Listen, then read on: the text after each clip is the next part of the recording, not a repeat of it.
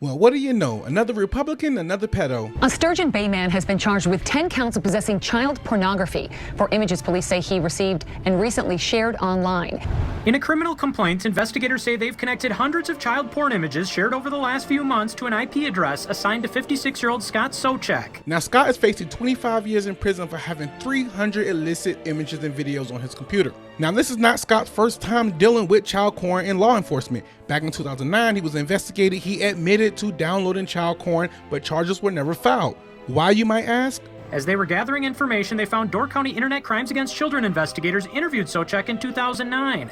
On July 15th of that year, they say Soucek admitted to downloading child pornography. The complaint states it remains unclear as to why the 2009 case was not referred to the Door County District Attorney's Office for prosecution, given that the LimeWire index file would typically provide evidence of user attribution, supporting the claim Scott Soucek was downloading child pornography. Further, Soucek himself admitted to downloading such material. In October of 2024, Scott went on a MAGA rant on Facebook, which he has now deleted, stating the reasons why he is voting for Trump, and these three reasons are just pure irony gold.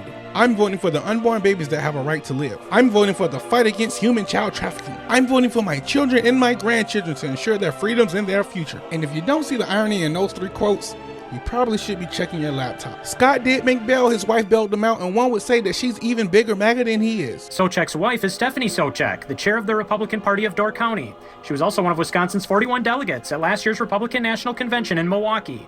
She tells Fox 11 she's filing for divorce, but her main concern is for her son, and she's asking for privacy at this incredibly difficult time. I am trying to play a fair game with this political pedo, but for some reason, every time one pops up, they're Republican.